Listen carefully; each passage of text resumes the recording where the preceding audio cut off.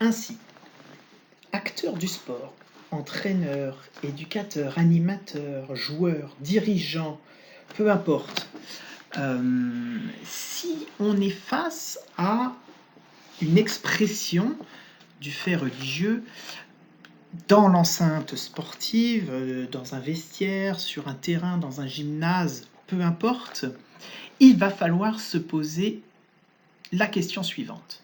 Est-ce que cette manifestation du fait religieux par un usager ou par un joueur perturbe ou non le bon fonctionnement de la structure, ou est-ce que cela s'oppose aux règles du sport? Voilà, parce que je vous rappelle, donc en question, sur la question de la laïcité, on est bien sûr de la liberté. De la liberté à condition de ne pas perturber le bon fonctionnement, le bon ordre public, comme on l'a vu précédemment. Donc là, il va falloir se poser cette question-là. C'est pour cela qu'on va avoir des réponses qui pourront être parfois différentes selon la situation, car chaque situation va être seule et unique.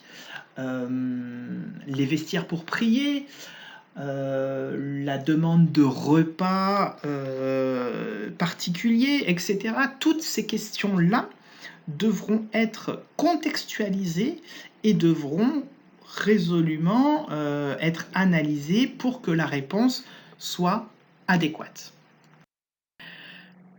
Sur toutes ces questions, y compris les plus sensibles, il faut savoir garder la tête froide et appliquer le droit avec fermeté et discernement. Rien que le droit, mais tout le droit.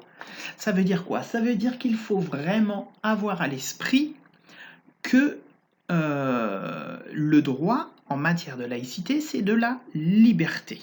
D'accord? De la liberté, mais celle-ci peut être restreinte sur certaines conditions, comme on l'a vu la semaine dernière.